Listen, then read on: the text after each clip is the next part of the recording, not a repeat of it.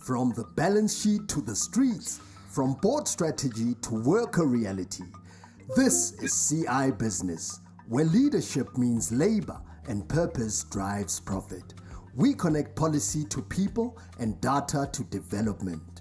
CI Business, the sound of Africa's responsible leadership.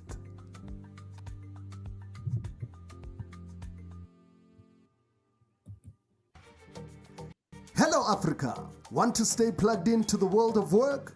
Follow us at Career Indaba on LinkedIn, Instagram and X, and dive deeper at careerindaba.org.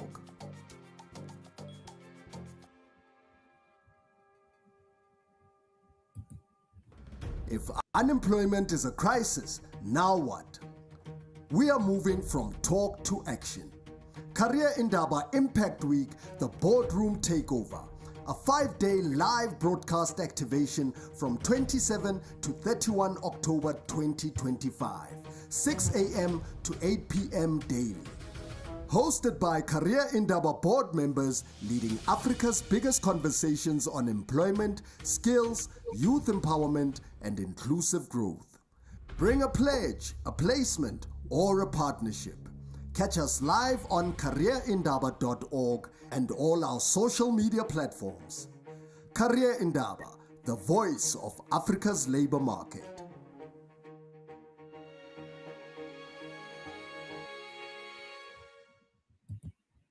The conversation becomes a movement. The idea becomes an economy. This is not another event. It's an activation of Africa's potential.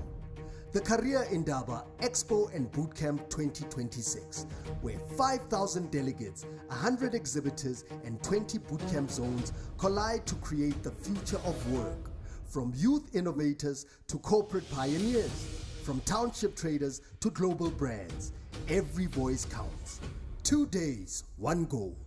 Aligning Africa's skills with its opportunities. Career Indaba Expo and Bootcamp 2026. 15th to 16th May, Sandton Convention Center, where skills meet, where Africa works.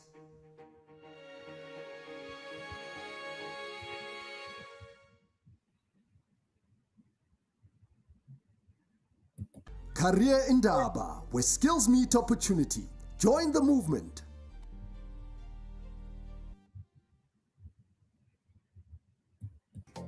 Career Indaba. Real voices, real change, real opportunity.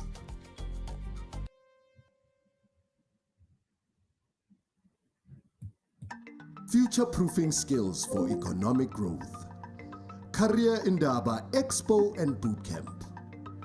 15th to 16th of May 2026 is Africa's boldest sector-aligned and solution-driven career development event, designed to bridge the skills gap, unlock real unemployment pathways, and future-proof talent across over 20 industries. From the boardrooms of Sandton to the villages of rural South Africa, we are pulling the entire country into one decisive moment to tackle unemployment, close the skills gap, and future-proof our workforce. Okay, you need to click on the banner that shows your face, your banner face. Are you on the home page? Where are you? Conversation becomes a movement. The idea becomes an economy. This is not another event. It's an activation of Africa's potential. The Career Indaba Expo and Bootcamp 2026, where 5,000 delegates, 100 exhibitors, and 20 bootcamp zones collide to create the future of work. Yeah, maybe just use the normal link. We're going to run right here, 5 from minutes into the township show. traders to global brands. Just use Every the voice that counts. other link. You'll be 2 fine. days, Just click one on goal. WhatsApp. Aligning Africa's skills with its opportunities. Career Indaba Expo and Bootcamp 2026. 15th to 16th May, Sandton Convention Center, where skills meet, where Africa works.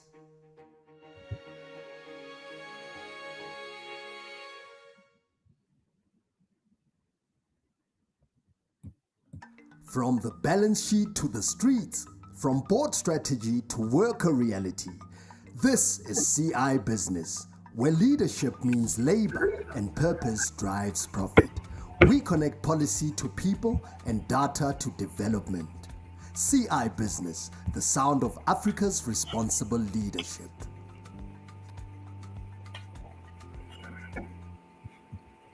The conversation becomes a movement. The idea becomes an economy. This is not another event. It's an activation of Africa's potential. The Career Indaba Expo and Bootcamp 2026, where 5,000 delegates, 100 exhibitors, and 20 bootcamp zones collide to create the future of work. From youth innovators to corporate pioneers, from township traders to global brands, every voice counts. 2 days, one goal. Aligning Africa's skills with its opportunities. Career Indaba Expo and Bootcamp 2026. 15th to 16th May, Sandton Convention Center, where skills meet, where Africa works.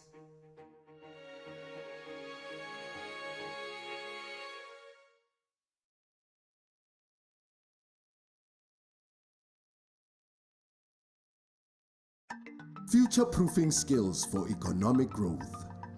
Career Indaba Expo and Bootcamp. 15th to 16th of May 2026 is Africa's boldest sector-aligned and solution-driven career development event designed to bridge the skills gap, unlock real unemployment pathways, and future-proof talent across over 20 industries. From the boardrooms of Sandton to the villages of rural South Africa, we are pulling the entire country into one decisive moment to tackle unemployment, close the skills gap, and future-proof our workforce.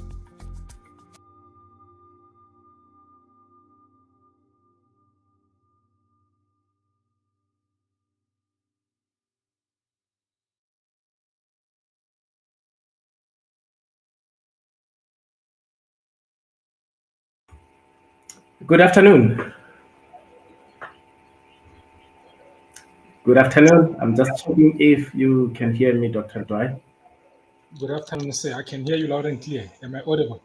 You're quite audible. All is good. How are you? Wonderful. I'm okay. I can't complain. It's a bit cold, but I'm fine.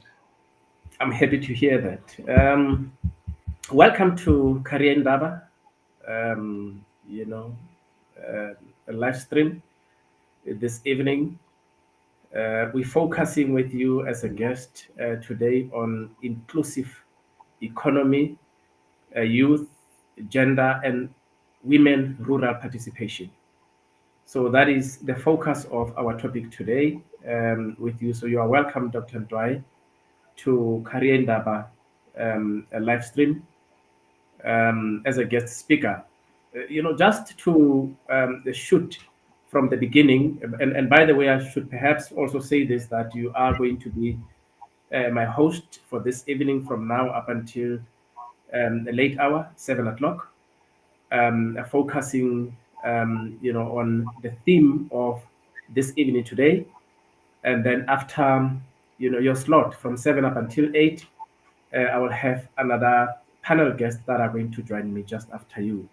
And I'm going to spend a little bit of time with you this evening, and I'm quite really impressed that you could join us this evening so that we can focus on some real issues that are bothering the country, some real issues that are quite challenge, to the country, in particular to the youth, in particular to, the inclusive of our youth in the economy, economic participation, women in, the rural communities, their inclusion in the, their inclusion in the economy. So that is the focus of today. So I'm just going to ask you to introduce yourself as a guest speaker today, Dr. Dwai. Thank you very much, sir. Good evening once again, and good evening to every member who is in the panel. I think let me start firstly congratulating you and the team for hosting this particular endeavor. It is quite important, particularly given where our economy is. relative to where we come from and where we aspire to be. I'm Okone Ntwaye. I'm the Executive Director, Managing Director at Empiron. By profession, I've got a double barrel. I'm an accountant, but I'm also an economist. So I'm happy to be part of this meeting, and I hope that I'll be able to share a thought or two in order to add value to your endeavor. Thank you. Thanks so much for introduction. Much appreciated. And I think, with your background as an accountant and economist, I think we should be able to share some valuable insights this evening, with our communities that really, require some insight as far as, that is concerned. So, the economic inclusion, we cannot talk about it without talking about finance, So access to finance is critical to unlocking economic potential in marginalized groups. By dismantling the systematic barriers like collateral requirements and social bias, targeted financial inclusion acts as a powerful catalyst. This fuel entrepreneurship among youth, women, and rural participation, transforming micro businesses into engines of sustainable and inclusive growth. And that is very critical. Could you please shed some link, some ideas on the interlink between access to business finance, inclusive growth, and consequence of lack thereof for the youth and women, inclusivity in South Africa?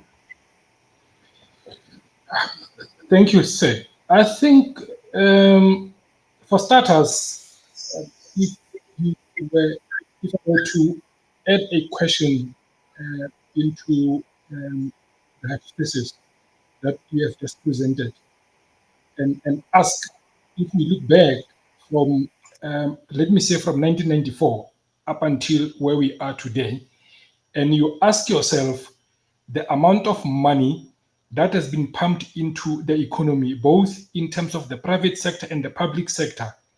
If we look at those amounts of money and ask ourselves, if inclusivity was the only one key indicator that we look at to ask a question as to whether we have done good or not, I'm quite interested in what will be the thinking around that. I'm just highlighting that just to sensitize you on the fact that for us to be able to answer the interlink between financing, especially for businesses and small businesses, as an input and utilizing economic inclusivity as an output, will we be able to say the input justifies the output? And from where I'm standing, we have got quite a lot to work on. Let me make an example.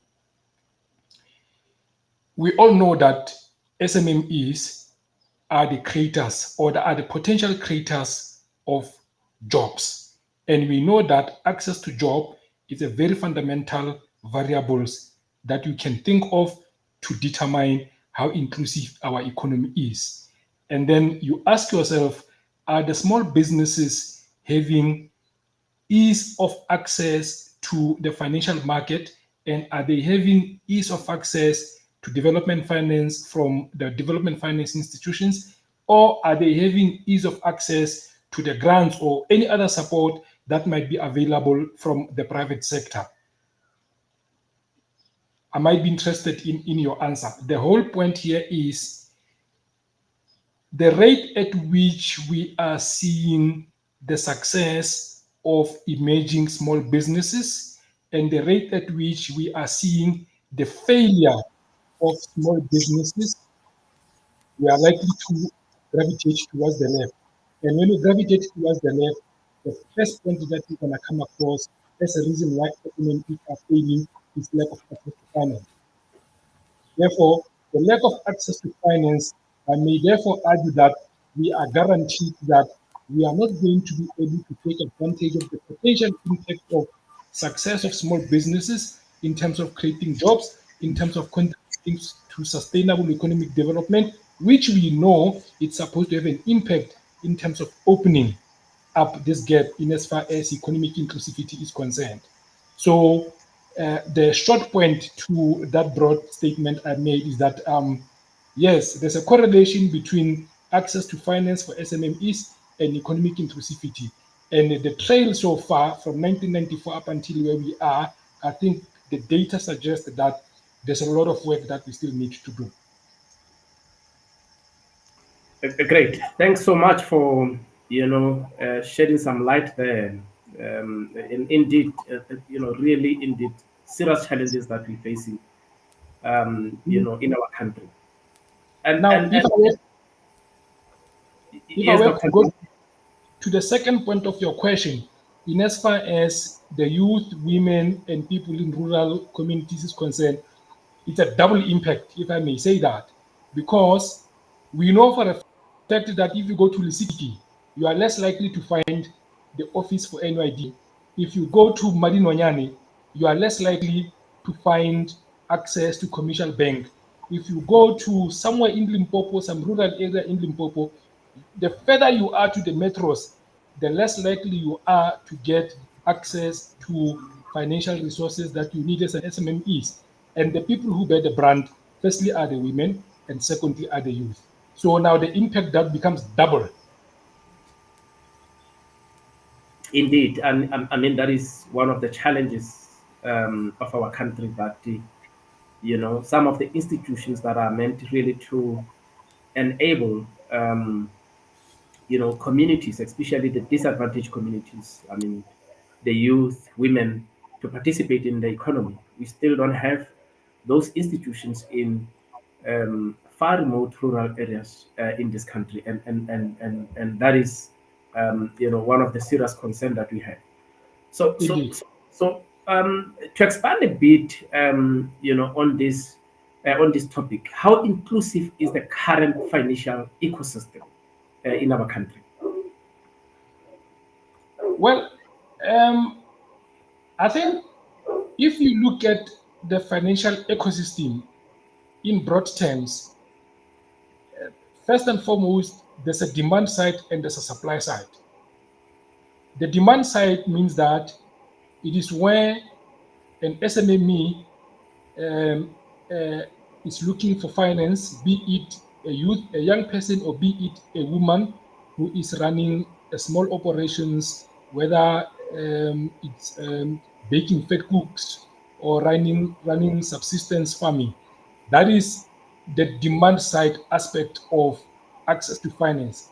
And on the demand side, one of the biggest problem is skills, capacity, and competency that these people who are looking for finance can be able to meet the technical requirements that the likes of IDC, the likes of commercial banks are looking for in order to be able to arrive at the point of saying this is indeed an investable or a potential vehicle that can be financed.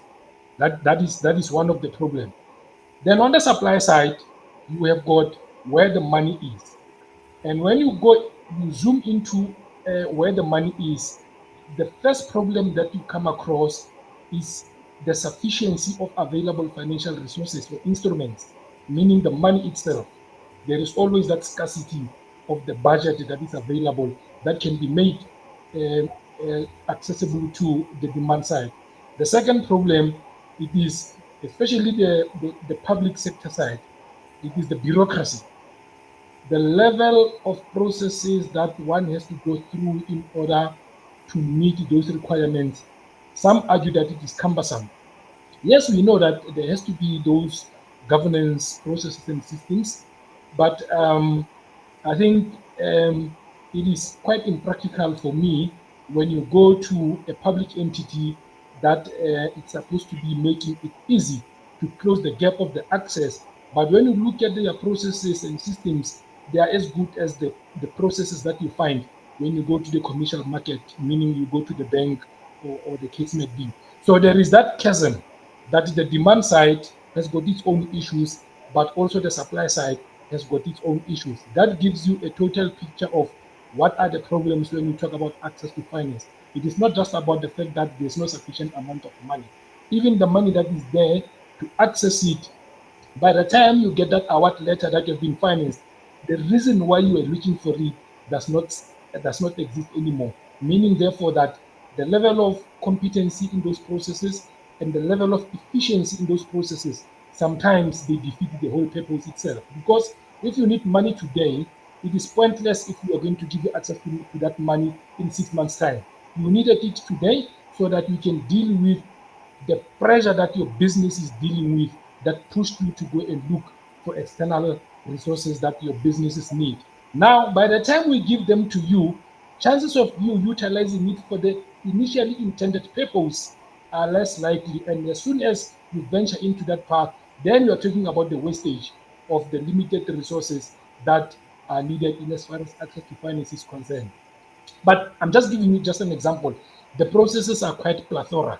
They are strategic, they are systematic, but at the heart of it, it has got to do with the policies. And I'm gravitating to the public sector because that is the instrument that we want them to deal with the challenges that we often find in the private sector in terms of the chasm of these resources.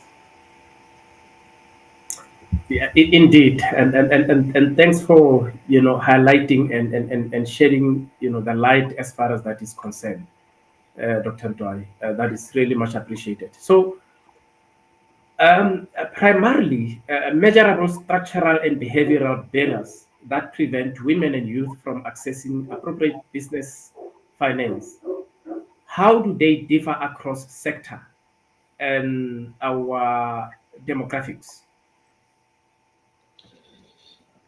I think in, in, in broad terms, there's quite a lot of efforts, I have to admit, that has been pursued to really try to drive this issue of limited access to finance. I mean, when you look into the public sector, there's quite a lot of good policies that have been put in place. I mean, I can think out of my head, the National Empowerment Fund, the IDC, they have gone to an extra length in trying, for instance, to come up with financial instruments that are designed specifically to to make it easy for women to access finance, right? And when you go to the NYDA, exclusively the budget that is being availed to NYDA, at the heart of it, we know that it's supposed to be driving youth development, and youth development is inclusive of young women. Therefore, from a gender mainstreaming point of view, efforts have been put together. I think from where I'm standing, what I may point to as the challenge is the operationalization. Operationalization of those public service efforts that government have tried to put in place to ensure that they deal with this problem. It's one area that I think we still have got a lot of work to deal with. And it goes back to the initial point that I made earlier, that the level of efficiency in our bureaucratic systems and processes, sometimes they don't help. When you go to the private sector, quite a lot of efforts also have been put in place. I mean, a lot of these banks they went as far as taking advantage of their corporate social responsibility ecosystem to ensure that they make resources available even to the individual or youth and women driven businesses that may not necessarily be able to access mainstream commercial finance. But I think what might be the problem that side is the quantum, the volume itself. There's quite a lot that I still think needs to be done. And I may sit here and justifiably understand where the banks are coming from because they're driven by commercial priorities, being it profit-oriented entities. But on a broader scheme of things, subject to the efforts that I have counted, we still have got a lot of work to do in terms of removing these barriers that are affecting access to finances. That is just the supply side. On the demand side, and that one is really a business for all of us. both the public sector, the private sector, the academia, we need to invest in ensuring that the women and youth-driven entrepreneurs are really capacitated in terms of the technical competencies that should make it easy for them to unlock the funding that their businesses are needed to scale up or to grow. It cannot be just that we are fighting this monster of lack of sufficient financial resources. If we don't deal with the limitations on the demand side, then we are going to keep on pumping money into this bucket that has got the holes underneath, where now there will be sufficient amount of money, but going into the businesses that are not sustainable, mainly because the people behind these businesses don't have sufficient competencies that can ensure that once they've got accessed those resources, they can utilize them in such a way that they do contribute towards sustaining their businesses, contributing to the economy, and dealing with this problem that are inclusivity in as far as the growth is concerned.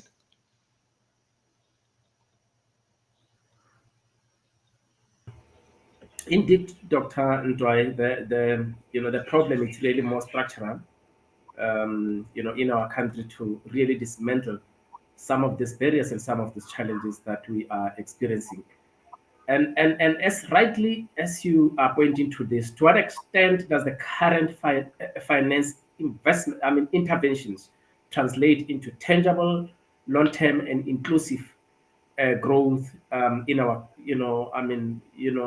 inclusive growth outcomes in our country? We know that this is something that cannot, we know that this is something that can be achieved in a shortest time. It is something that can really be achieved in a longest period of time with all the stakeholders putting their deck, to make sure that this, putting their hands on the deck to make sure that this happens. So to what extent does this current finance intervention translate into tangible long-term growth outcomes? Yeah, I think about the initial point that I made to saying we know for a fact that sufficient availability of finance that is supposed to be pumped into youth and women-driven entrepreneurship ecosystem or small business ecosystem, and it's utilized effectively, it is definitely going to contribute towards the sustainability of these businesses, the economic sustainability of the very same individuals behind this business, and therefore we can quantify its impact on the economic growth, first and foremost. Now, whether that contribution into economic growth can be justified into broadening the gap in as far as inclusivity is concerned, it's another point. The last time I checked, in terms of the World Economic Forum Inclusivity Index, we as a country, we are not featuring anywhere in the top 20 countries first, and we are not even featuring anywhere into the top 10 emerging economies, meaning the countries that are of the same size as South Africa. And you look at the rankings in terms of how far are we performing in terms of narrowing the gap in as far as economic inclusivity is concerned. We are not featuring anywhere in the top 10. But I can not only highlight the issue of access to finance as the reason why we are not featuring into that gap or into that rankings in as far as narrowing inclusivity is concerned. All that I'm making is that we know for a fact that effective utilization of financial resources going into small businesses is going to contribute towards economic growth, is going to contribute towards job creation, and we expect or we hope that it will contribute towards broadening, shortening the gap in as far as inclusivity is concerned. What metrics are we using to deal with that? It requires a broader debate, I think. By now, as a country, of all the variables that we are using to measure economic performance from 1994, I think if things were to be done my way, we should by now be having a clear indicator that we can look at on an annual base or on a term base that helps us to determine as to whether how far are we performing in terms of closing the economic inclusivity gap is concerned. We will then be able to say what are the critical depending factors or critical dependencies. And as soon as we find that finance is one of the critical dependencies, then we will know that the policies that we are putting in place, the resources that we are putting in place, the strategies that the private sector are pursuing, the capacity development that we are pursuing in as far as building this inclusive, capable state, we will know that on a broader scheme of things, we should then be able to come to this index that we are using to measure our performance. And then we can then be able to determine, or we can then be able to saying that the way in which we are managing the resources that we are putting in place for the private sector, from the private sector and from the public sector, in as far as SMME finance is concerned, we can then be able to make a determination how far it goes. At this point in time, I don't think we have that capability. I don't know if you know for a fact between last year or between the last 3 years and now, how far have we been doing in as far as determining our performance in as far as economic inclusivity is concerned. And it's a social indicator. There are many factors that will go into that, not only finance. Therefore, until we have got that formula that can then be able to help us to determine that of all the variables, in as far as finance is concerned, this is the impact. We are not there yet, but that's where we need to be. Yeah, thanks so much. And I would like to zoom a bit into this issue that you're raising, the inclusivity of the youth and women, in particular in rural areas.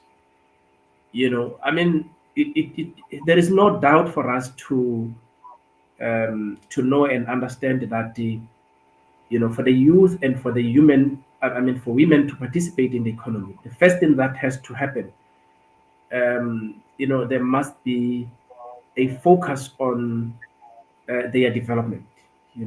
As you have spoken earlier, to say that the technical skills and the know-how are very critical for for the development. To what extent do you think that our country has really done much to develop the youth and women, and particularly in rural areas, because these are the groups of population that most of the time they are not accessing opportunities that becomes available. Those opportunities are accessible to the urban population through different platforms of media, and where they could access this information. To what extent do you think that they are accessing this, and if they are not accessing this, how do you think that these disadvantage the country? Because for the economic growth, for the country to achieve economic growth, it requires almost everybody to participate or to play a role in the economic development. But at this point in time, there is no doubt that the part of our population, they are left out, into this. What are the implications? But starting first with, to what extent do you think that they are included or they are accessing these opportunities? Thanks for the question. That's a very loaded question. I think you and I know for a fact that the best way to invest in any society is to invest in women, first and foremost. And the reason being that we know that you empower a woman, you empower the nation, right? That is not just a statement. Once a woman is empowered, by nature they replicate. They don't stay empowered and fold their arms.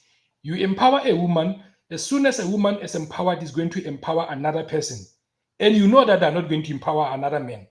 They're more likely to empower another woman, or they're more likely to empower a young person.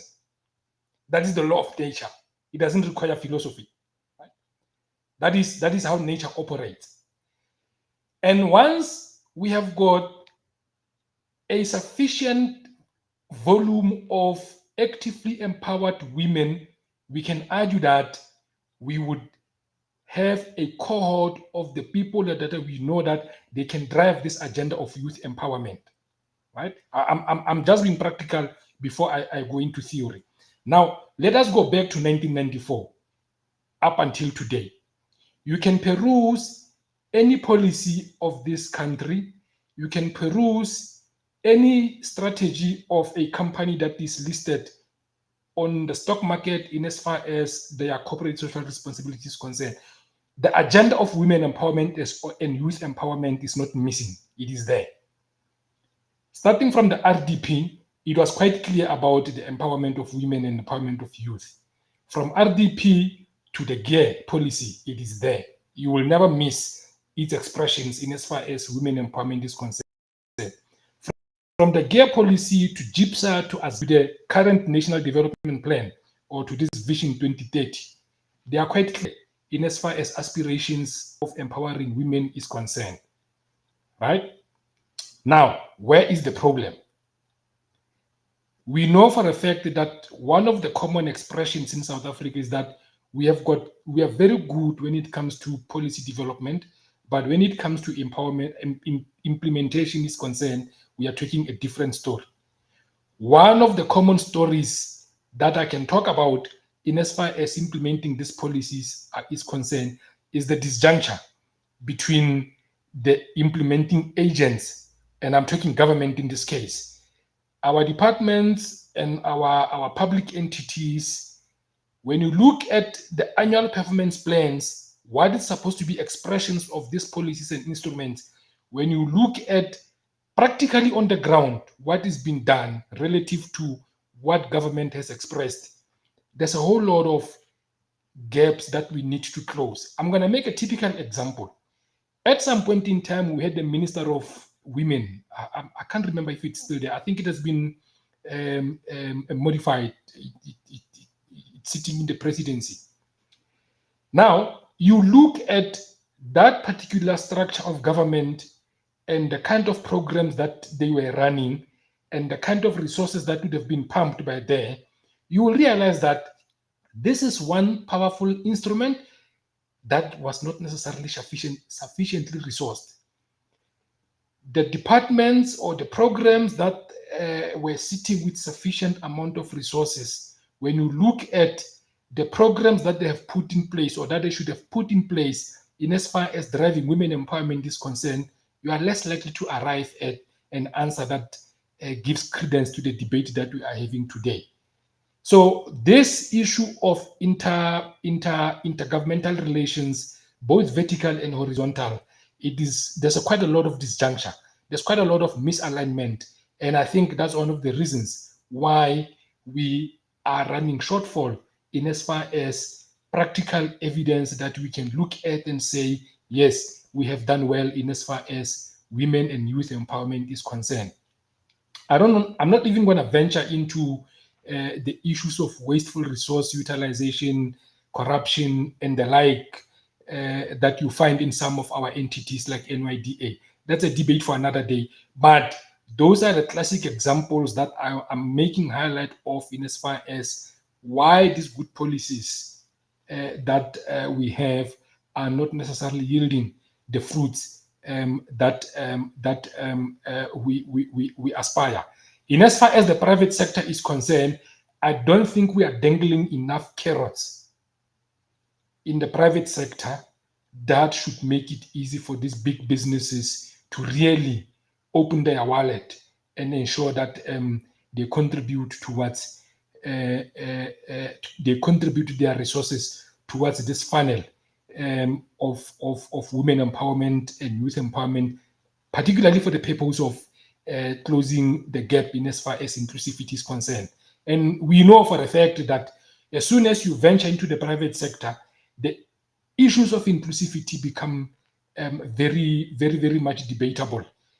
We don't have to go into BEE, the pros and the cons, and some of the factors that now and then they come to the surface as justifications why the private sector's entities are not doing enough to close the gap in as far as inclusivity is concerned. I'm just remaining on this path that I know we can tangibly identify what needs to be fixed and ensure that we deal with those. The debates, I would leave them to the policymakers because then it gets into the space that you and I, we can debate until tomorrow.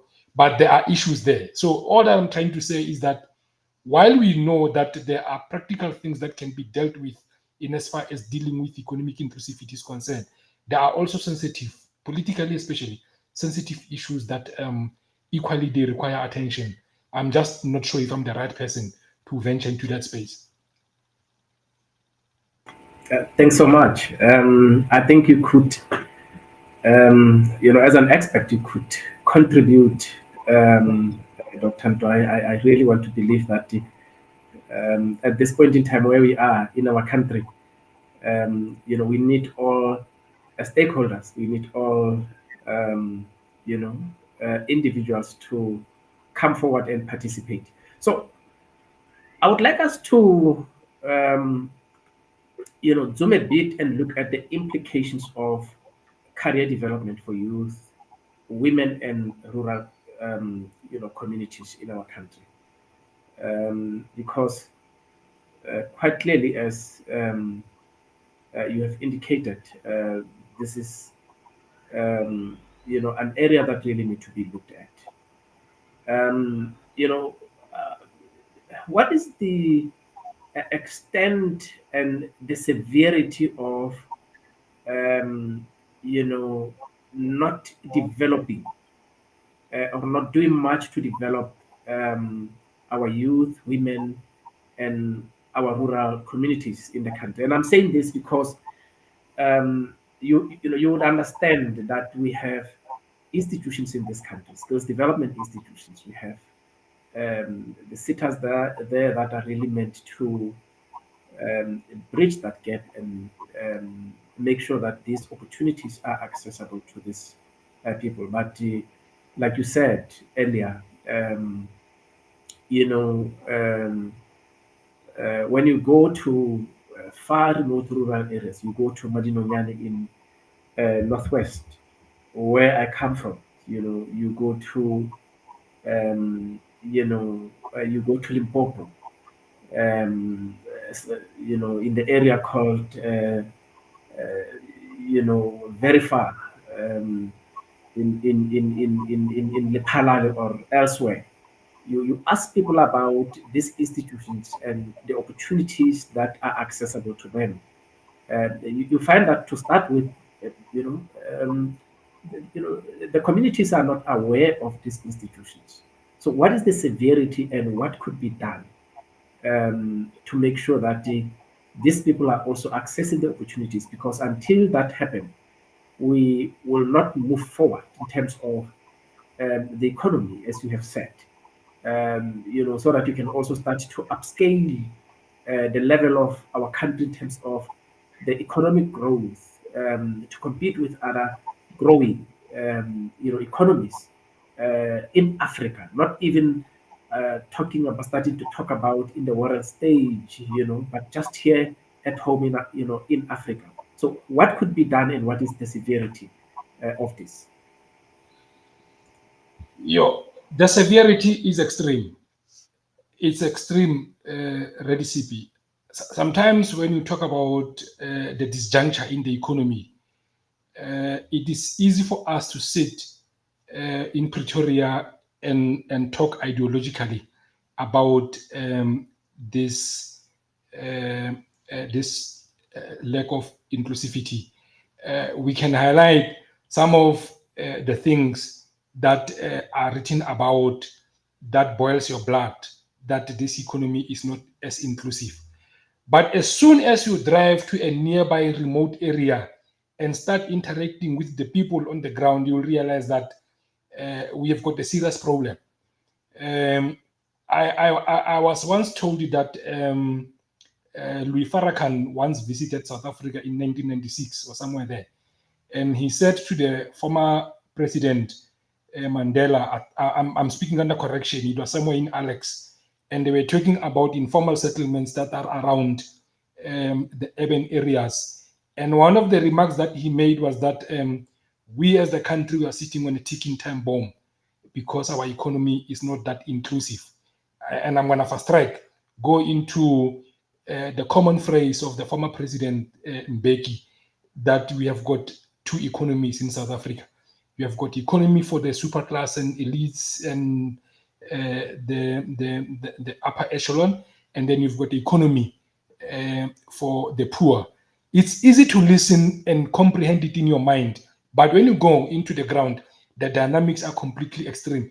I once did some work at the village in Eastern Cape. It's called Kentani. Kentani is, I think it's a village just around Butterworth. We were doing some local economic development for ESCOM back then there. When I got into that village, I honestly thought where I come from, the basis of poverty, and I just realized that where I come from, my village in Mahikeng, the level of poverty that you find there, it is potentially bearable than what I saw when I got to Kentani. So those are the extreme cases that I'm making an example of.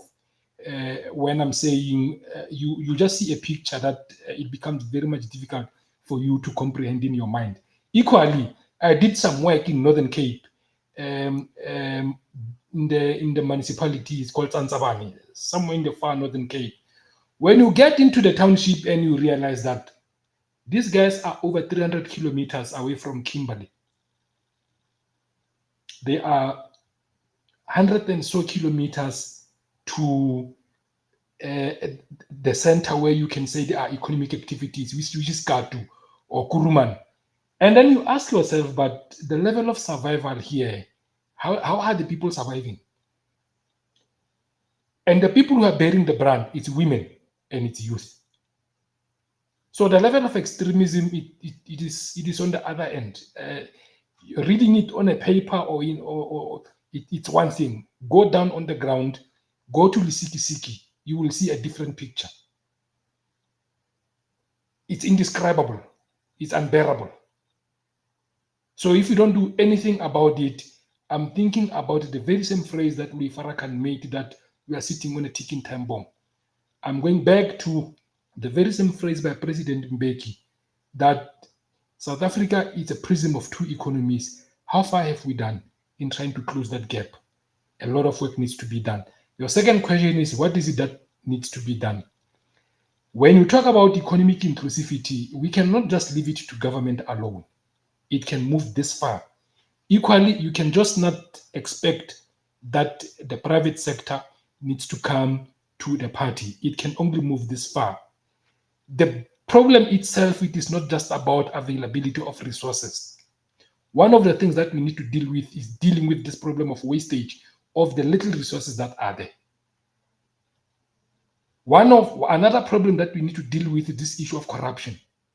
The amount of money that goes into wastage, that goes into corruption, it can take one community far. The level of justification on the wastage of public service that we see on Auditor General's reports on an annual basis, if we deal with those things, we will then be able to first make the best use of the little that we have. And once we have been able to deal with the little that we have, we can then come up with ways and means of saying, how can we expand the little that we have? Now that we are talking about finances, I don't understand in this day, we being a developing country, being a developing nation, and we still don't have invested into this common notion of the state sovereign fund. It cannot be that we expect to deal with economic inequalities purely by utilizing the grants, the tax that you and I and others are paying into the fiscus. That is not enough, and that will never be enough. We need to come up with the ways and means of ensuring that as a country, we explore investments that will bring as much money as we are getting from the fiscus. And there are a number of case studies that are available out there. I don't even have to talk about China. Think about Singapore. I don't know if you study the history of Singapore, where they were in 1965. The trajectory is as good as South African trajectory. They were a colony as we were a colony. Yes, they never had apartheid after colonialism as we did, but their trajectory in how they evolved over time is quite interesting. Yes, I know the level of inequality in Singapore is quite huge, but you look at the manner in which they cultivated the path. There's quite a lot of learnings that we can draw. We have got enough thinkers in this country. We have got the baseline that we should be able to utilize. We have got a better infrastructure than any other country in this continent. There's enough building blocks that we have that should catapult us to get out of this quagmire that we have. What I don't think we have is sufficient willpower. Sufficient willpower from the oligarchs. The oligarchs, I'm talking about the people who have got multi-billions investment funds out of this country and these big families that are wealthy. I don't think we've got the willpower from our politicians. I don't think we've got the willpower from public servants, the bureaucrats, and I don't think we've got the willpower ourselves as a society. There's quite a lot of wastage that is happening under our eye, and as long as it is not affecting me as an individual and my family, we talk about it, and then from then I go back home. To get out of where we are, it cannot be dealt with in isolations as we are currently doing. So this whole notion of public-private partnerships, it is quite important.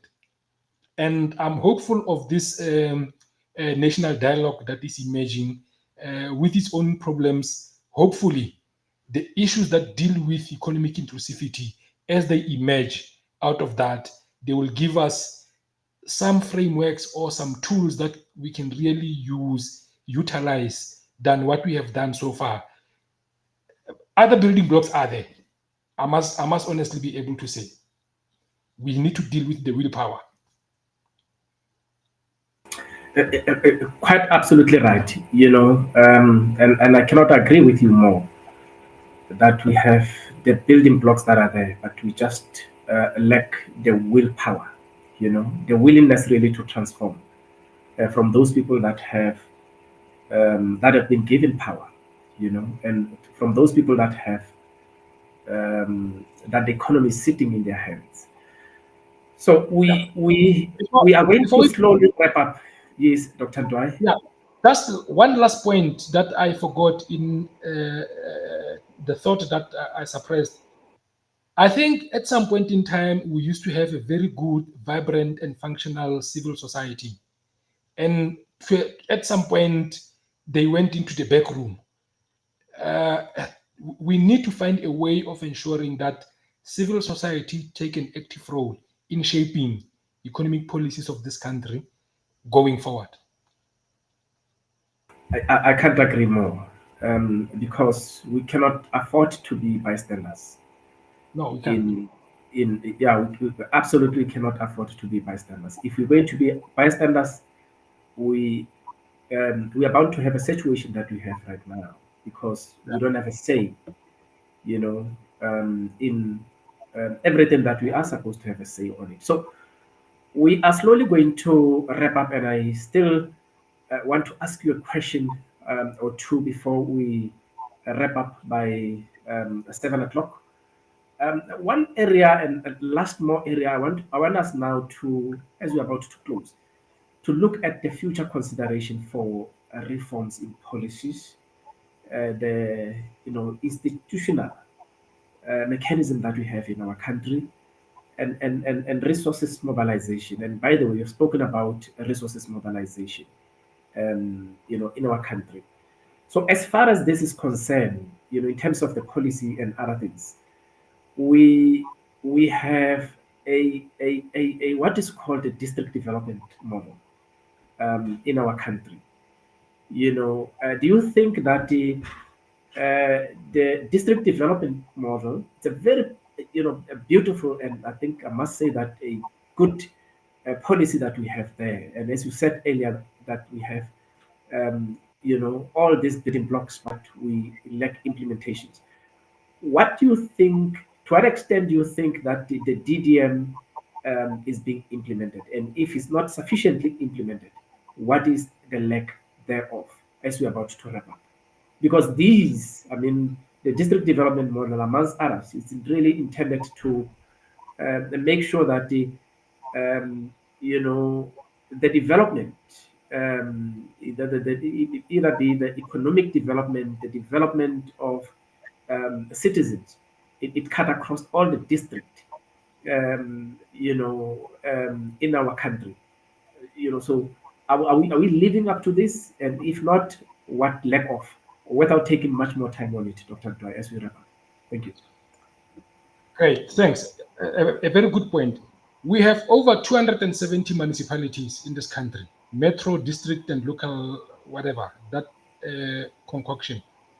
If you look at all of them, you take their local economic development policies and you try to look at a pattern in terms of what can we adopt, what can we not adopt. I don't know how long is that study going to take you.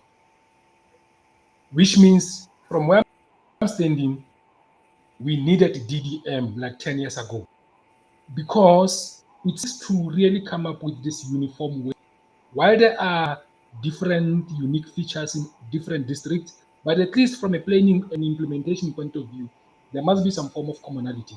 I'm only going to stick to local economic development part of that, right? I don't think there is sufficient case that I can point to in terms of implementation. Wherever you find DDM, I think they're still trying to play with how can it be implemented, not how has it been implemented. And it's not necessarily a bad thing that there's no case that I can point to in terms of how it has been implemented. Should it be adopted as a uniform way of ensuring that we standardize? Then it means if the metro is good at dealing with closing the economic gap, then it should be easy for the local municipality to adopt a way of closing economic gap because of the common way of doing things, right? So the only fear I have is this thing of every time there's a new political term, now the policies are what do you call it? Radically transformed, radically changed. You miss that consistency.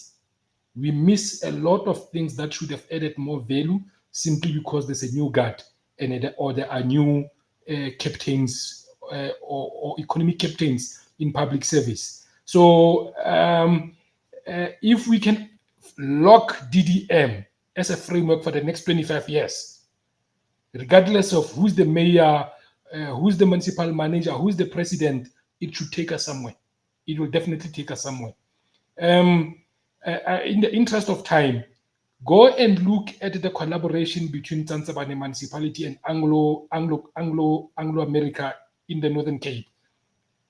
It's a potential case that I can point to on how public, community, and private sector can work together to ensuring that they maximize the resources that they have. They are common in terms of understanding the economic problems, and they synchronize their interest in terms of how to take the community forward. We need that kind of collaboration, and it is embedded within DDM. Thanks so much, Dr. Joy. It's just that we are constrained by the time. We could really go more into this piece, but I think the takeaway on that last aspect is that let us lock the DDM for the next 25 years, because as you rightly pointed, in this country, one of our problems is that we change policies and we come up with policies that mean exactly what other policies were supposed to achieve, not far from what has been there before. So I think that is a common takeaway, and I think this discussion has been very much beneficial, and then thanks to it has been beneficial to the targeted audience, the youth, women, communities in rural areas, but also for all the South Africans that at least need to know what is happening. Thanks so much. I really look forward that in future we could expand on some of these things that we have discussed. But thanks for the time that you have made to be with us this evening. Thanks so much. Thank you, sir, and good luck with the career in Indaba and all its ventures going forward. Thanks so much. Thank you. Pleasure. Thank you. Bye. From the balance sheet to the streets, from board strategy to worker reality, this is CI Business, where leadership means labor and purpose drives profit. We connect policy to people and data to development. CI Business, the sound of Africa's responsible leadership.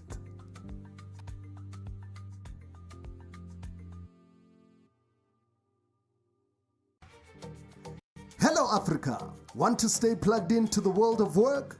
Follow us at Career Indaba on LinkedIn, Instagram and X, and dive deeper at careerindaba.org.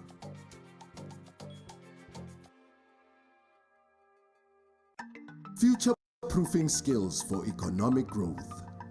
Career Indaba Expo and Bootcamp. 15th to 16th of May 2026 is Africa's boldest sector-aligned and solution-driven career development event designed to bridge the skills gap, unlock real unemployment pathways, and future-proof talent across over 20 industries. From the boardrooms of Sandton to the villages of rural South Africa, we are pulling the entire country into one decisive moment to tackle unemployment, close the skills gap, and future-proof our workforce.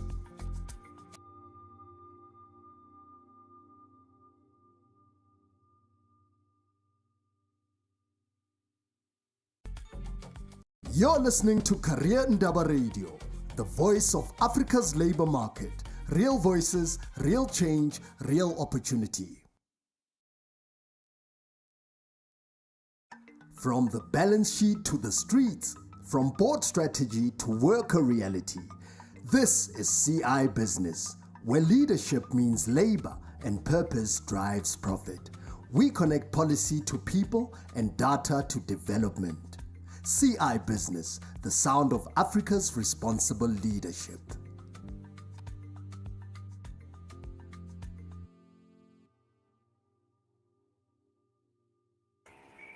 Good afternoon, Mr. Stole. I'm glad that you could join us this evening. Welcome to Career Indaba. Good afternoon, Tate Disipi, and also good evening, Tate Disipi, and also good evening to your listeners. Thanks so much. I'm happy that you could join us this evening to shed some light, so that we can draw from your wisdom. Just to introduce briefly, and I'll definitely allow him to introduce himself because I don't want to misrepresent Mr. Stole. Mr. Stole is an expert and a guru on local economic development, amongst others. He's got masters in specifically in local economic development, and he's been working for a number of years in that space, incubating businesses, developing businesses from nothing to making sure that he take them to the point where they could function as a business or as an entity. So I'm going to give you time, Mr. Stole, to introduce yourself to the audience. And once again, welcome. Okay, thank you for having me on the Career Indaba. Just to add in terms of what you already elaborated in terms of my bio, yes, I have a graduate or undergraduate qualifications in mechanical engineering. I have a degree in project management. I have a master's in commerce specializing on local economic development. I'm a PhD candidate this month is my last month for all my submissions. Also specialize in focusing on local economic development, but my research on the PhD, it focuses on the local economic development projects that are intended to reduce poverty and inequalities. I'm a certified economic developer with the Economic Development Council of South Africa. I'm also currently a mentor and a coach for the Innovation Hub at the Innovation Hub here in Pretoria. I'm also I'm volunteering at the University of Johannesburg as a mentor also through their technology stations, where they're looking in terms of assisting their students to venture into businesses so that we can be able to hold their hands and assist them to be able to thrive in whatever that they're doing. So that is it in a nutshell. I've been working for before joining local municipalities, I worked for ESCOM for 5 years, and I moved into consulting again for another 3 to 5 years. Then later on, I moved into the space of SMME development. Then I joined the municipality at the local economic development spheres. Thank you. Thanks so much, Mr. Stan. A very loaded bio, I must really say, and we're going to focus specifically on that, amongst other areas, on that area of economic development, because you are an expert in that area. So we want to, pick up on your wisdom, so that we could use your knowledge and expertise to share them with our society. So as career Indaba, we take keen interest in the development of young people. Take keen interest in the development of women and people in the rural communities, which, by the way, I know that you also have interest. You have expertise on the extent on how these communities are really not being included in our economy. So let's turn our focus a bit to youth empowerment and job creation.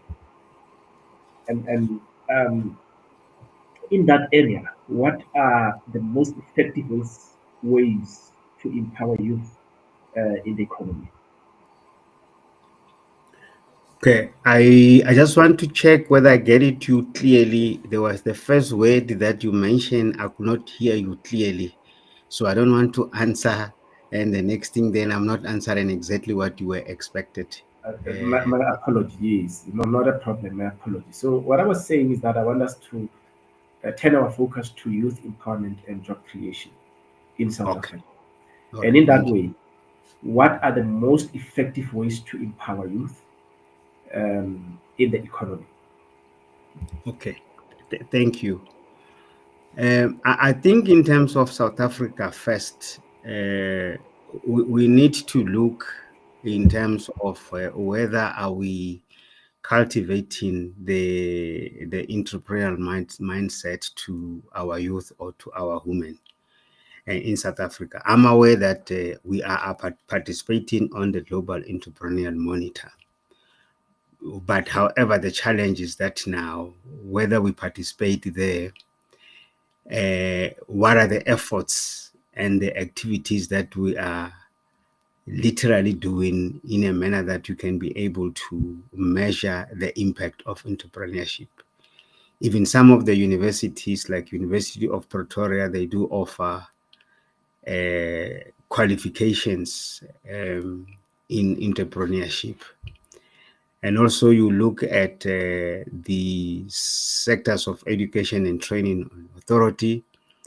They also do spend some funds towards the so-called new venture creations, whereby within their new venture creation, some of the modules or the unit standards that they are dealing with are linked with entrepreneurship. Now, the challenge that I think at South Africa that we are faced with, we do talk about entrepreneurship, but I think the challenge is the understanding, because we can teach people from understanding where entrepreneurs are coming from and how people then go into business. But then if we are not creating an enabling environment for those entrepreneurs, then the whole efforts, it become futile. I'm saying this in a sense that now you realize that we are pumping a whole lot of money from organizations that I have mentioned, like your sitters. But then you realize that when you have to do a stock take, yes, you will find there are women and youth who participated on these programs. But then there are no clear exit strategy in terms of to say once they have completed where they are going. And that is one of the critical challenges. And this is where we need to ensure that when we focus on these programs of entrepreneurship within the country, by the time when we start those programs, we should have already created markets, specific markets for these individuals from these women and the youth that want to recruit them to be able to participate in this particular program. I can give an example in a state, in a sense that now we have, for instance, in the municipal level, you have an EPWP program. That program can be an ideal entrepreneurship program, because at the moment we are spending money where individuals have been paid whatever on monthly basis, and there's not much of an impact that they are doing, because then they are hired where they need to do the cleaning. But now if we can turn these EPWP programs in a sense of looking at the challenges that municipalities are faced with as far as service provision is concerned, where we then say, now we have the funds to pay these people monthly, whatever stipends or salary, then how do we then bring in organizations like those sitters that I've mentioned, or national skills funds, or even including the UIF labor activation programs, where then they will come up with a tailor-made programs. For instance, to say now, this EPWP individuals as women and youth, how then do we develop them on how to repair potholes in a municipality? Then you become now having a targeted output and a tangible results to that effect. And then as you train them, instead of absorbing them within the municipality, you then structure them according to the various wards, where then you allocate them the responsibilities to repair these potholes from various wards. And because as a municipality, in addition to whatever that you are paying as a stipends, because there's also an allocation that municipality must spend about 8% of their infrastructure budget towards maintenances. Then you allocate those funds to be able to assist those individuals. Then in this way, it means that now, instead of just talking about entrepreneurship, as my colleague alluded earlier, that there are some challenges in terms of technical skills, then you have a programs that are tailor-made on how to repair a pothole. And in that way, you are then be able to develop SMME through the entrepreneurial programs. And as a result, then you start be able to have an impact and be able to see when we talk about entrepreneurship and what are the outcome of entrepreneurship, as opposed to, yes, some of our peer countries in terms of what they will be doing with regard to development of entrepreneurship. And as I alluded earlier on to say, yes, South Africa, we participate in terms of the Global Entrepreneurial Monitor, and then whereby they allude that you have what we call a necessitated business or an opportunity business. Opportunity business is the one that is based on where individuals sees opportunities and they go after those opportunities. While a necessity business is when individuals within our country as youth and women, either they are graduates or they are not graduates, but they are unemployed. And then as a result of them being unemployed, then when they're looking for work and then they can't find work, then they are forced to start businesses in that regard. So that is where I would think that we need as a country to look from that particular angle. And let alone also, there are a lot of research that universities have conducted, either at the master's level or the PhD level.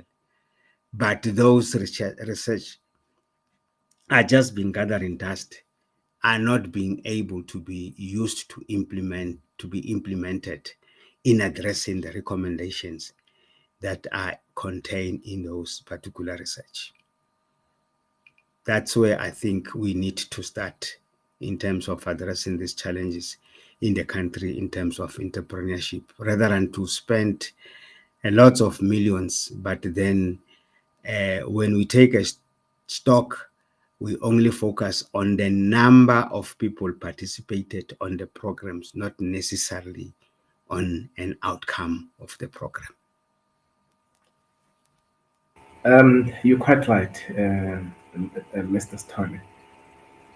And one area of interest that you're picking up on it, or that you're highlighting, is that there is a lot of research that are produced by universities. And I need to add to say that not only in that space of the universities, but you also have the sitters that are producing the research on an annual basis on different, areas where sitters are looking at. And these researches are accessible to to the communities, are accessible to to people. But I think the point that you're making there is that the researches are there, they are done in the space of the universities and other institutions, but we are really not taking much from these researches to make sure that we eliminate some of the structural problems that we have in our country, while we're still focusing on the empowerment and the job creation. Um, what role can entrepreneurship play in youth economic empowerment? Because quite surely, for us to have inclusive economy, you also need to have the youth participate in the economy. So, what role do you think that entrepreneurship can play? But also, while you answering that question, also one would also ask you to zoom a bit to say that it's our curriculum in the university space and all other institutions that are offering education and training, sufficiently preparing the graduates to become entrepreneurship, because we cannot just expect them to be entrepreneurship one when the development is really not focusing on that particular area. Thank you. As you have alluded, entrepreneurship, it can play a very critical role for the youth and women development, which as a result will then lead to a job creation.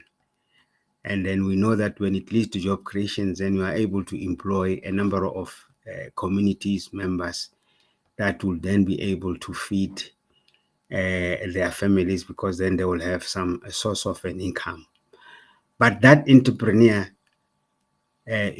on its own, we, as I alluded, that we need to look in terms of our participation in terms of the Global Entrepreneurial Monitor, to say that now, based on what I've explained, that there is a necessitated business and there's also opportunity businesses, whereby then we need to be able to look in a sense that now many of these graduates that are coming from universities are able to use the qualifications that they've gained to start pursuing entrepreneurship as a career.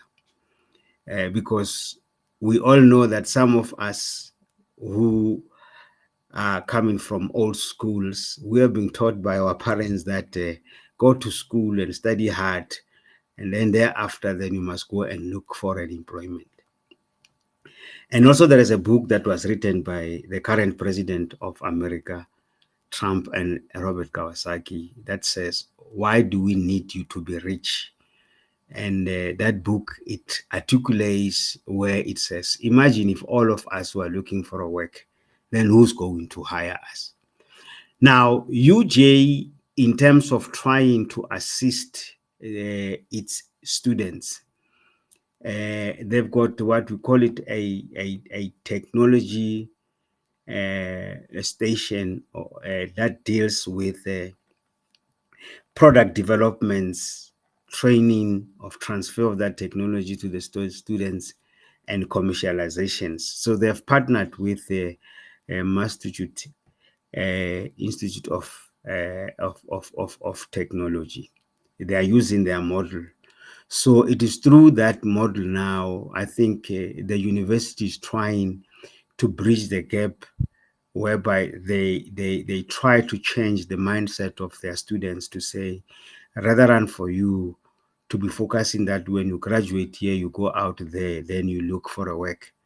And then here it's a program where in these programs, there are various products that are being developed. And I believe that through that program, it also assists students that might be coming from rural areas, so that they can be able to identify while they are in the university what kind of a product that can be developed that might be critical to address a particular challenge from their communities. And that's where now the university then utilize those processes to allow students to provide proposals in terms of what they want to venture into in terms of a product. And then the university then uses the tech stations to assist the students in developing that particular product. As I've indicated, then through research and development, the product then is developed. And then the technology that goes into the production of that particular product, the students then are taught about that technology to assist them now when they move out of understanding how the product is being developed. And then now they can move to a stage where now how that product can then be produced through an operations that is part of commercializations.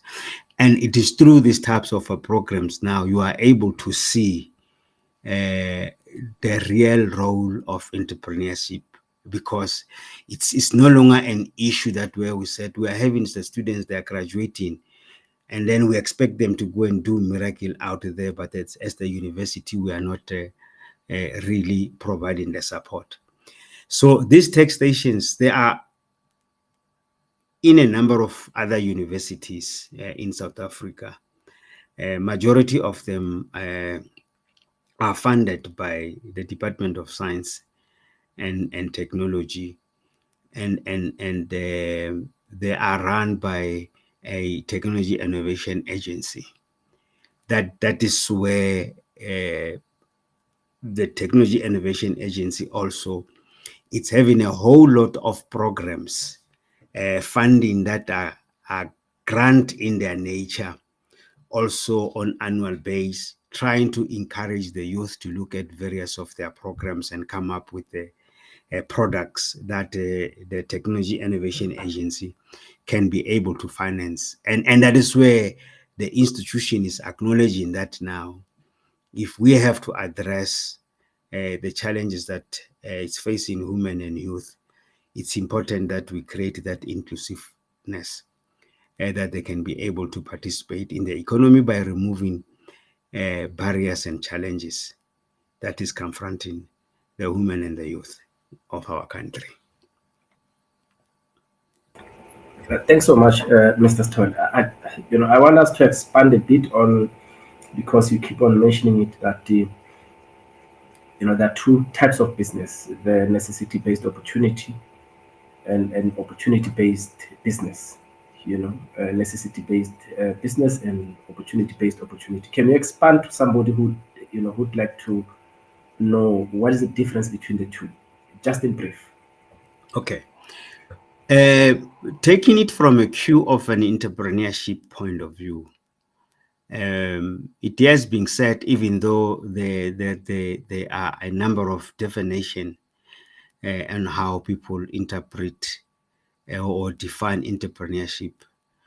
So it has been said that an entrepreneur is an individual who sees an opportunity in terms of a need in the market, and then be able to gather the resources in order to fulfill that particular need.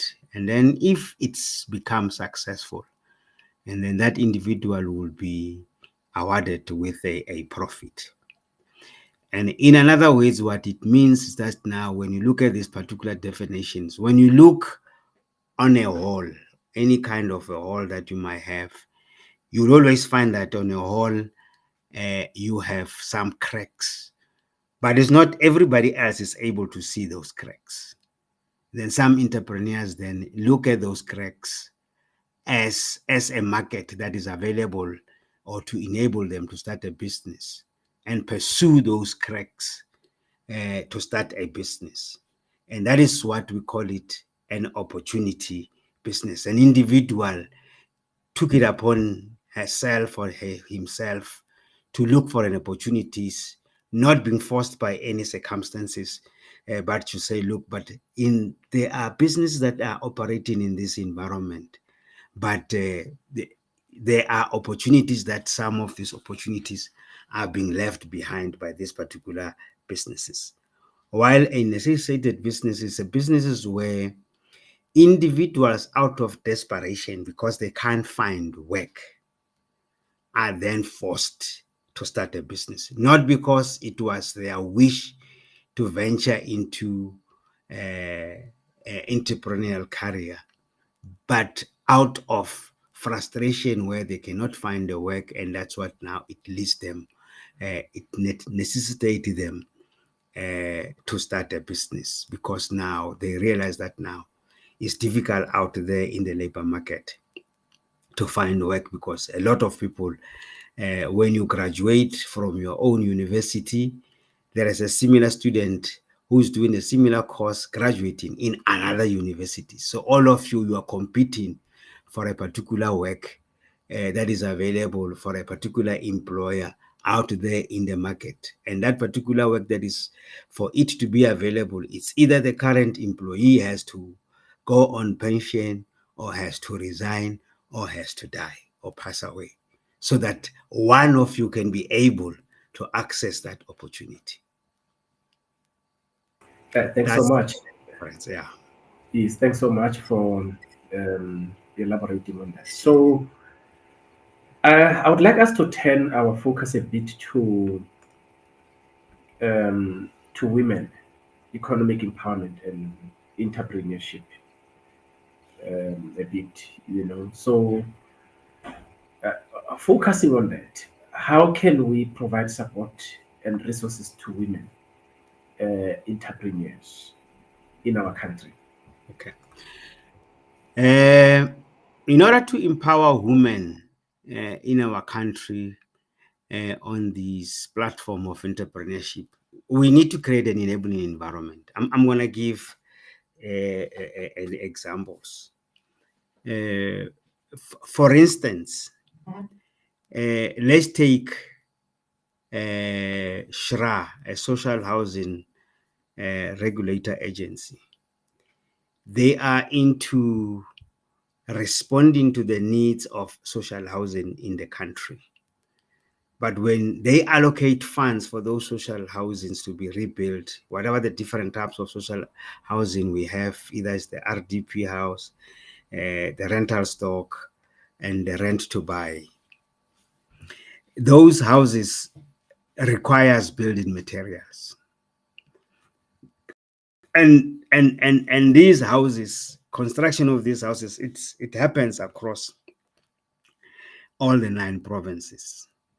Now, the question that we need to be asking to, how do we then utilize this housing program to create an enable environment in terms of opportunities, whereby we can then say, let's use also these tech stations or any other of an entity that can help to ensure that it assists these women to be able how to produce bricks for those houses, and how to produce your roof tiles, how to produce furnitures for these houses. All these things are happening throughout all the provinces.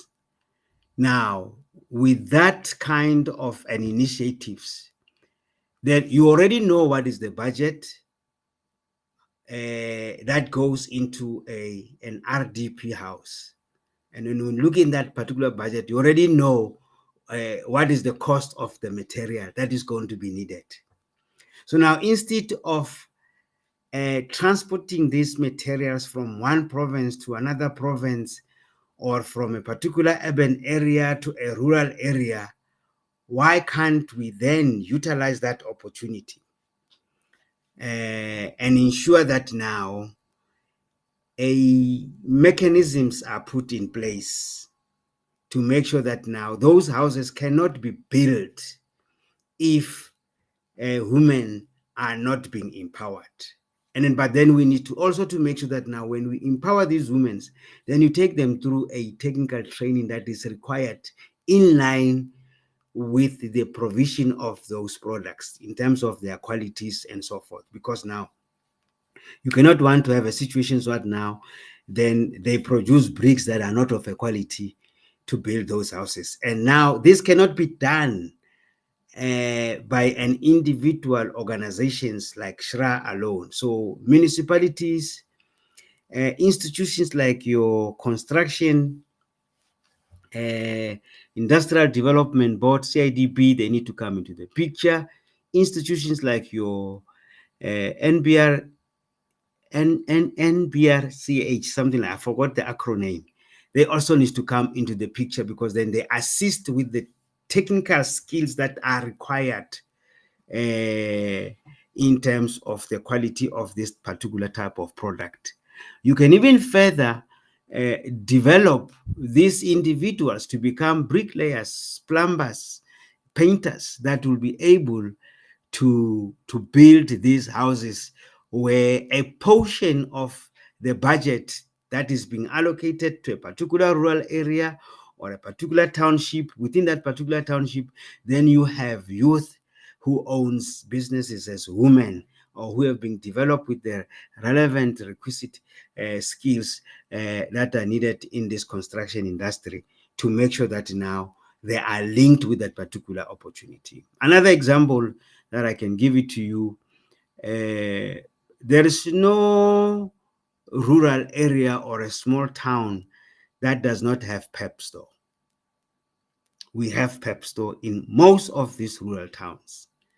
But when you look at those small towns, sometimes you find that the only main source of employment, it comes from government or from that particular municipality.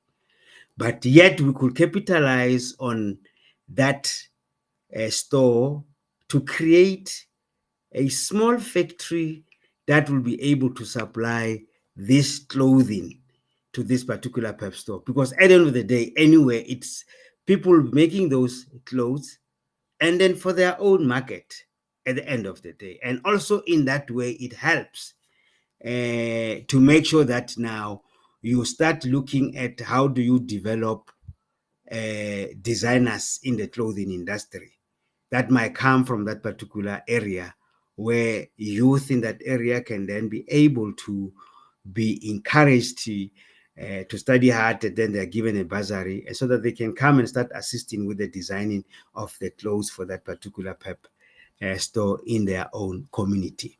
And then other than that, it will be also a situations of making sure that you established that a sewing factory, probably as a cooperative, in terms of a number of people coming together, or as individual SMMEs, where you then allocate their productions on monthly basis, based on what they are going to produce is what they are going to be able to be reimbursed for as individual. We do have programs from the Department of Small Business under CITFA for the cooperatives, where they are, I think there's a grant of about 1.5 million.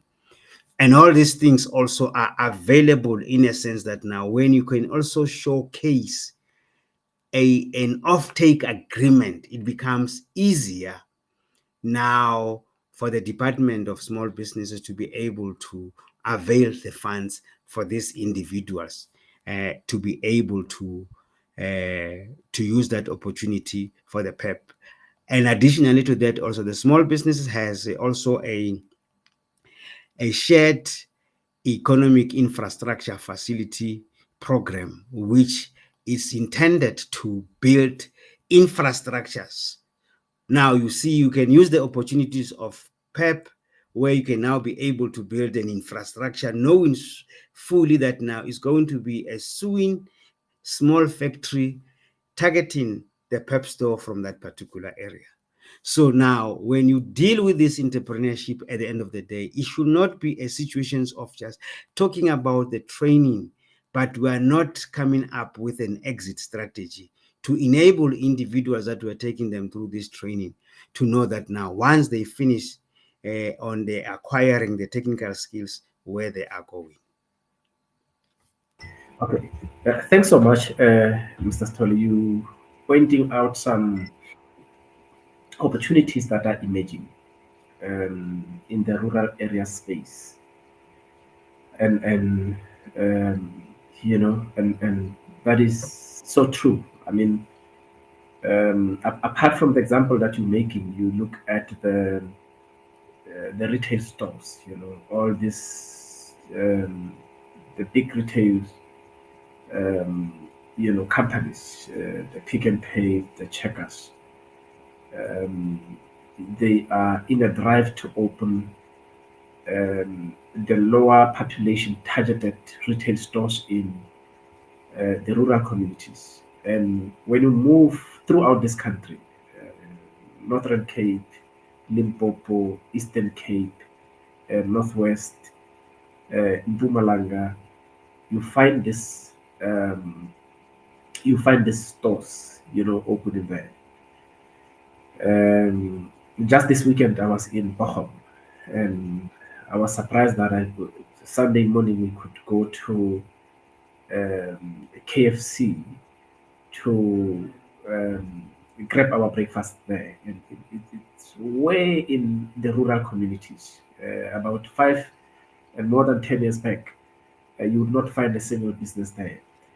But these are opportunities that you point into, you know, and these opportunities need government to empower our people so that they can start to supply, so that they can start to be part of the value chain for these businesses. Because if you are going to engage those businesses at this point in time, they will tell you that there is no capacity in the rural areas for, as you say, you know, there is no capacity in the rural areas for business people to be part of the value chain of these businesses.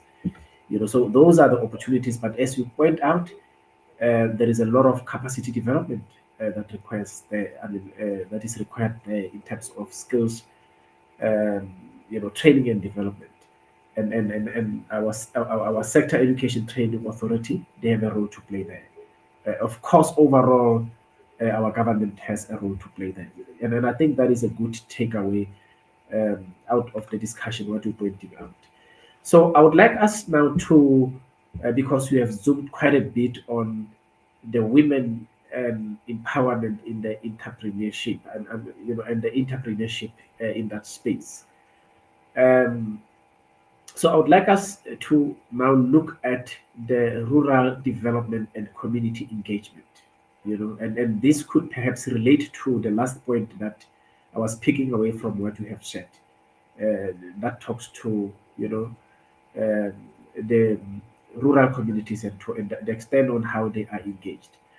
What are the unique challenges and opportunities facing rural communities? Because, of course, I mean, we're talking these opportunities in the current time that the big conglomerate, big formal companies, they start to move in these rural communities because they realize that there is markets there. But can you unpack it? What are these unique challenges there that would need the state to respond to, and what are the opportunities there that need to be seized by the rural communities? I think it depends in a sense that now it cannot be a one size fits all for all the rurals, because all the rurals, they've got their own individual structures, in especially in terms of whatever sectors that might be able to be playing in that particular communities.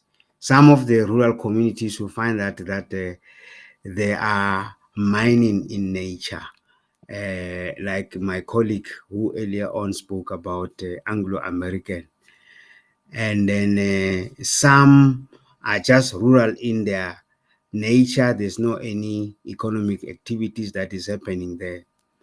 And as I have indicated that it is also sometimes to relook at the researches that have been conducted by various institutions, where probably some of the students might be coming from those particular areas, and then they decided when they're studying their master's or PhD, they want to do a PhD, is to look in terms of those outcome research to see what actually it was focusing on. For instance, now at the moment, I happen to be working with a company that is based in Midrand, that they are producing hair products. What they have done as a company also, they applied to services SETA for a funding that needs to focus on developing hairdressers from the rural communities of Venda. And this is where also it play a critical role, because now it becomes a tailor-made a program for these individuals, because it's about them taking them through a training on how to do hair for various people, or any other products that services that you can find within the salons in the township. Now, when these people, when they finish the whole issue or the whole program, also it linked to back to what I was earlier on indicating, that the small businesses, it has what we call it shared economic facilities. It's a total of 100 individual, where they can be able to benefit from the construction of a shared facilities based on the funding that will come from the Department of Small Business. And also additionally, the Department of Small Business have a funding that is available to provide equipments and tools. So in another ways, what it means that now, once they undergo this training of 4 months as a kind of a recognitions of prior learning, or an artisanal programs for hair dressers, then automatically you see it's not a training that is not focused. It's a training that has got an exit strategy. Now, this individual will be able to move into a structure that has been constructed by government, and for free. All what it needs is to make sure that now, at the end of the day, within these structures, then these individuals as hairdressers, and then they are assisted to make sure that they also get cleaners, whether it's a male or a female, who will be able to assist them in cleaning the facilities, and also for the restrooms for both female and men. But at the end of the day, these hairdressers, they will be able to move in a facility immediately to start operating, because they will also have equipment that are being bought for them based on their needs, which is focusing on their operations. And also they'll have a consignment that from day one when they move in, they've got a consignment to start. Now those who wants to do perms, whatever, relaxers, they have those products. Then they can now start generating an income from that particular facility.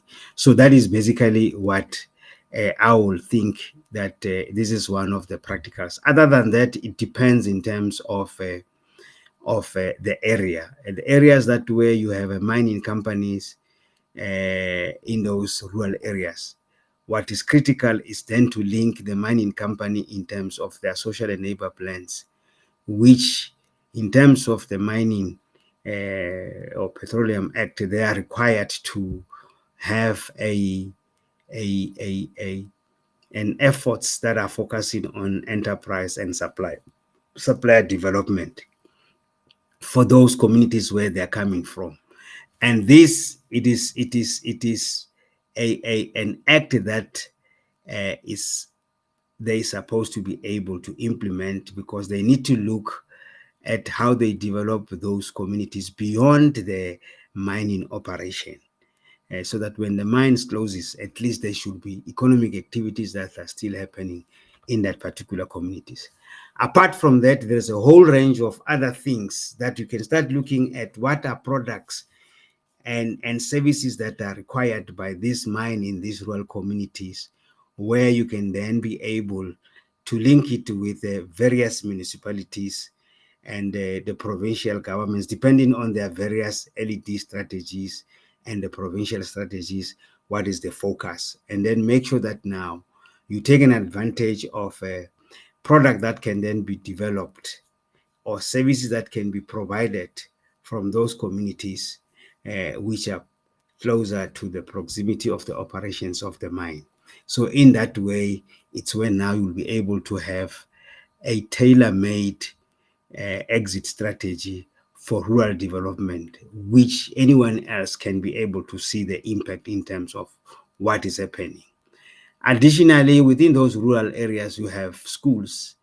Together with these mines and the Department of Basic Education, then you can look in terms of to say, how do we then, using the similar initiatives of PEP for the sewing factory, that can then be linked with the uniform of this particular schools, where then this individual, apart only just looking at PEP stores, and then they are also doing school uniforms for their community schools, that is their primary or the ECD primary and secondary schools in that particular instances. Then in that way, then you know that the country is able now to respond positively in dealing with the challenges that rural communities are faced with, and also to start preventing some kind of migrations to the urban areas, because then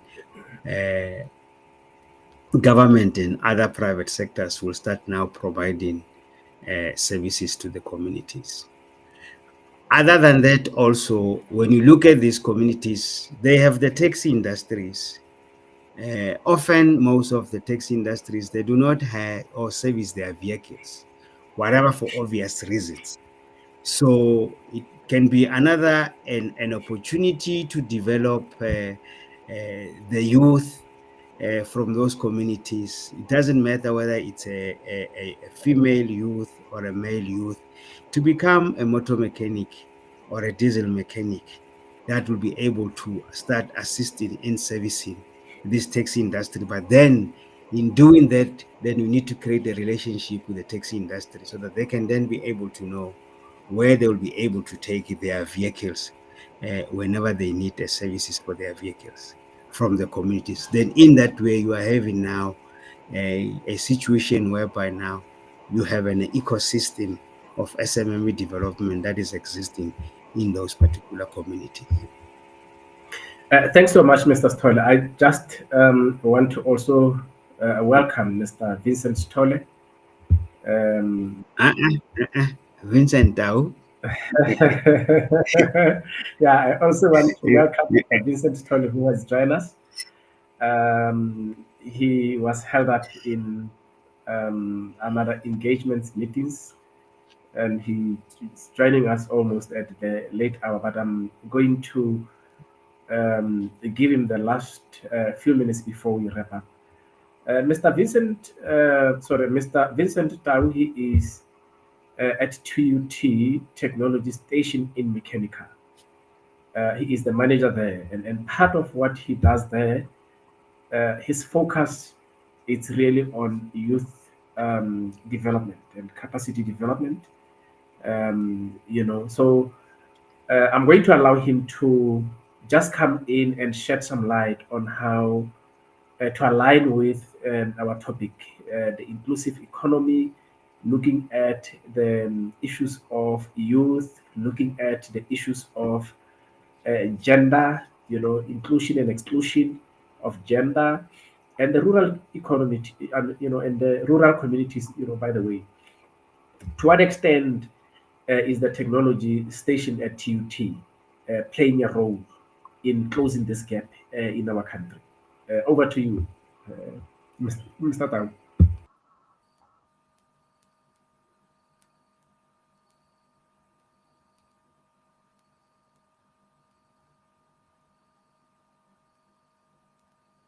It would seem as if Mr. Tau we have lost him. I'm not too sure if he's going to join us. I'm not sure if he, could hear what we were discussing. But let's continue. Mr. Tau, I'm not sure if you could hear, but let's try to establish first if you could get the question from my side. I can't hear you at this point in time. Maybe just try to unmute yourself.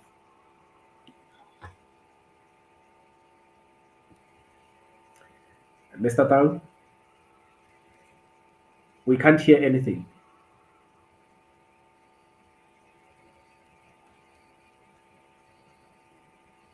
Okay, so he stepped out. Mr. Stoll, I think let's carry on and perhaps zoom at the last area that we wanted to look at as we look at the issues of inclusivity in terms of the youth, in terms of the gender, and and so on and so on. And let's talk about the implementation and action plan.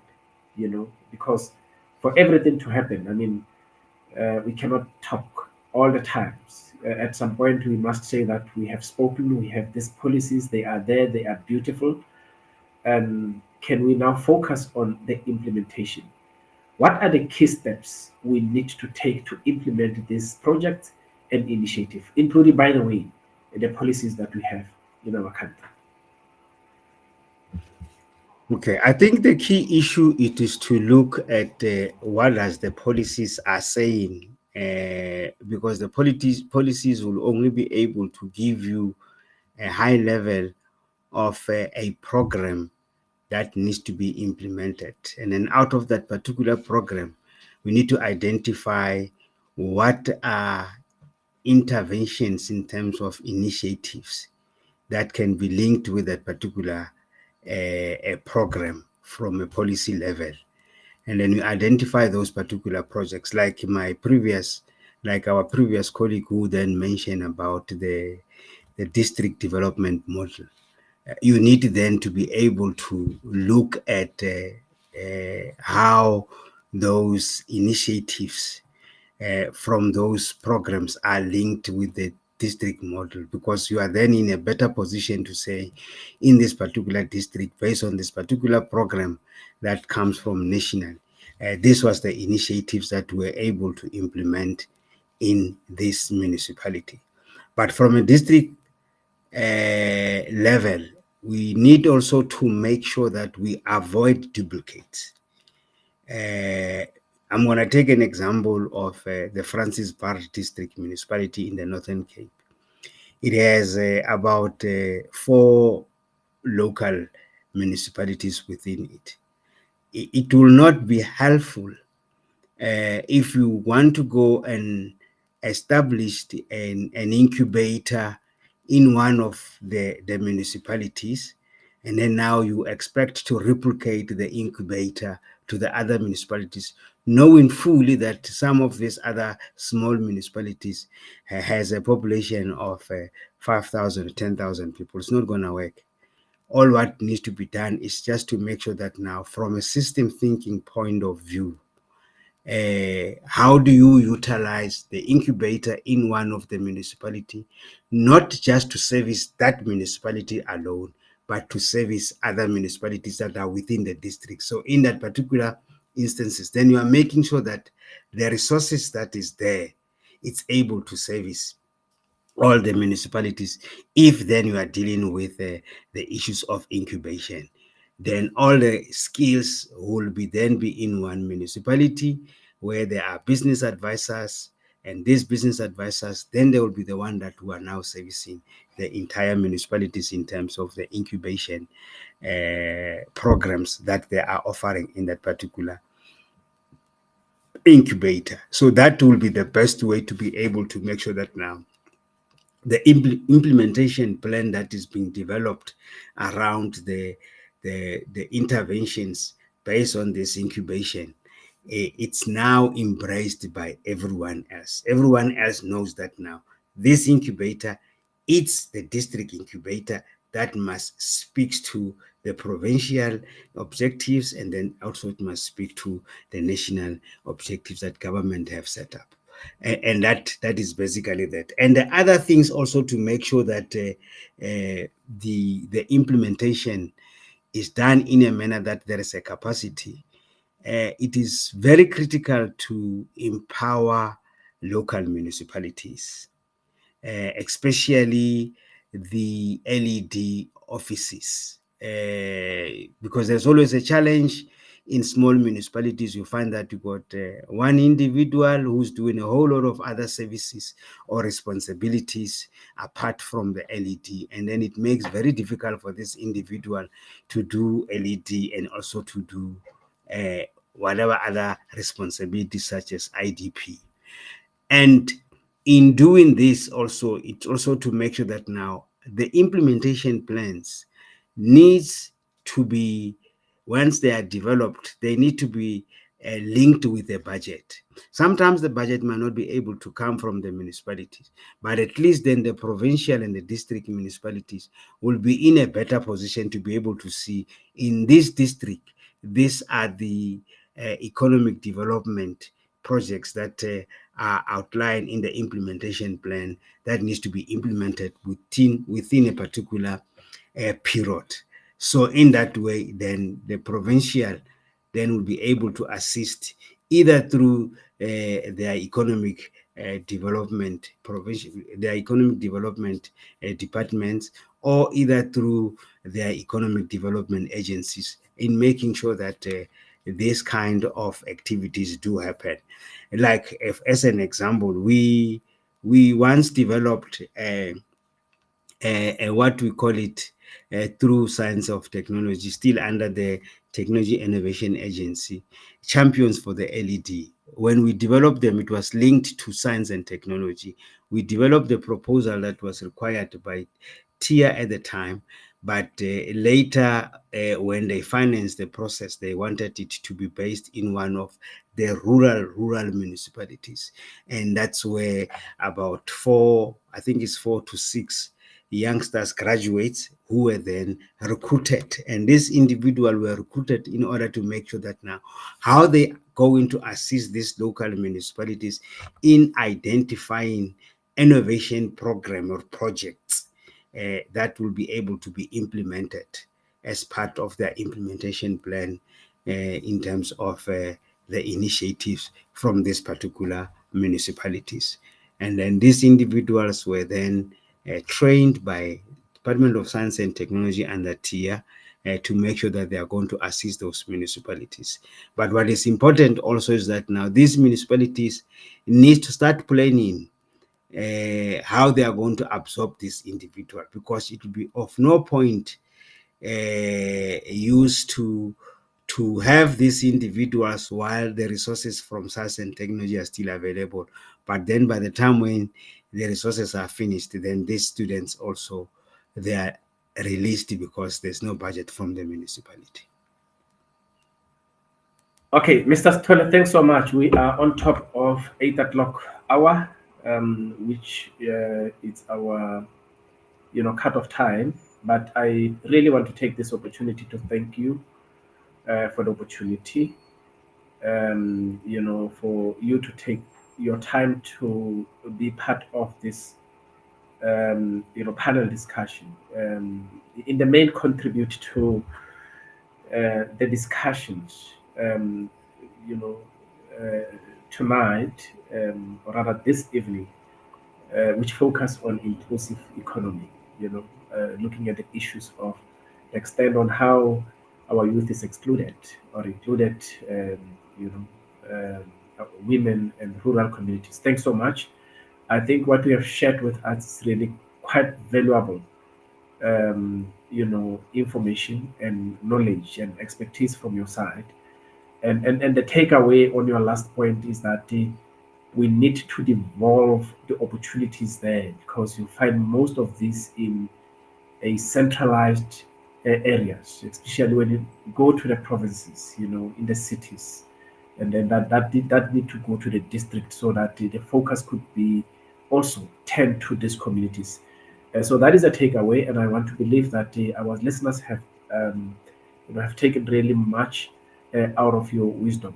Thanks so much, Mr. Stone, once more for joining us this evening. We look forward to have you in future as Career Indaba, as we are continuing with our quest to empower our youth and our people that are not included in our economy, our people that are not really seeing the opportunities that we have in this country. Thanks so much. Bye. Thank you, Disipi, and then thank you for having me here on this Career Indaba. What I would like to say last, it is we need to, the Career Indaba, I think from me where I'm sitting, instead of just discussing all these things from this platform, so we need, together with the Career Indaba, to take the burden and start being involved practically on issues that are related to the theme of Career Indaba. So where we'll be able to start producing tangible projects, and those projects in future then allowing beneficiaries to come and talk about it here on the platform. I think you have seen what was happening in your face as you were talking. Yes, I've seen it. Yes. So that is all the showers and the dances, the flowers that are given to you. Thanks, Mr. Stoller, for that. We are taking that. So you've already been given the flowers. I'm not going to talk much about it. Yeah. So definitely, the flowers are given to you, and we'll make sure that you do. We certainly do that. Thank you. Okay, we are available to hands each other's hands. Thanks so much. Okay then. Thank you. Bye-bye.